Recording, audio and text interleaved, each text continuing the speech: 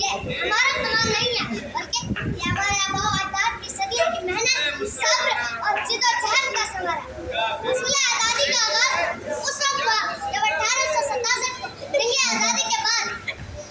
شکست کے سائے منڈلانے لگے۔ حصول آزادی کا آغاز اس وقت ہوا جب 1867 کو ہندو قیادت نے اپنا اصل چہرہ دکھایا۔ اردو ہندی تنازع چھیڑ کر ہماری زبان، تہذیب اور وجود پر حملہ کرنے کی کوشش کی، مگر ایک مدبر، ایک دور اندیش اور ایک بزرگ سر فہد احمد خان نے اس خطرے کو بھانپ کیا اور دو قومی نظریہ پیش کیا اور مسلمانوں کو بتا دیا کہ ہم ایک الگ قوم ہیں، ہماری تہذیب الگ ہے، ہمارا دین الگ ہے اور ہماری شناخت الگ ہے۔ پھر تاریخ آگے بڑھی اور منزل قریب آنے لگی۔ 1906 میں مسلم لیگ کا قیام، 1916 میں ساکے لکھنؤ، 1929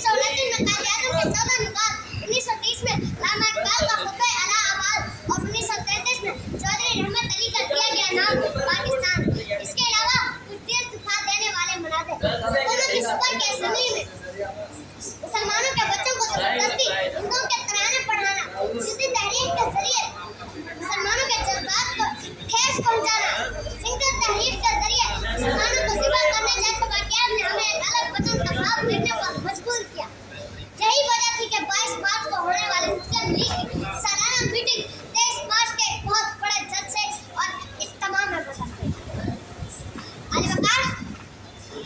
جب پاکستان اس دنیا کے نقشے پر ابھرا تو ہندوؤں کے رہنما ساورکر نے کہا کہ ابھی ان کو آزادی مبارک ہو، مگر ہم ان پر وہ مصیبتیں اٹھائیں گے کہ جن کی وجہ سے یہ خود تنگ ہو کر بھارت واپس آنے کی خواہش کریں گے، مگر اللہ پاک کا لاکھ لاکھ شکر ہے کہ ایسا کچھ نہیں ہوا۔ علی وقار، ہمارے رہنما اور شاعر نے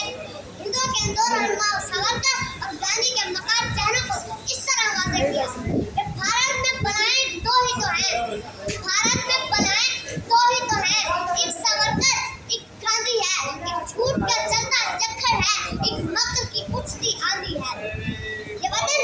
ہمارے بزرگوں نے ہمیں دیا ہے اور یہ وطن ہمیں وراثت میں ملا ہے، اس کا تحفظ کرنا ہماری ذمہ داری ہے۔ تحفظ آزادی کے لیے زندہ ضمیر قوم کی تربیت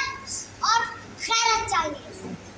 علی وقار، کل کا دشمن سامنے سے وار کرتا تھا مگر آج کا دشمن چہرے پر نقاب رکھ کے آتا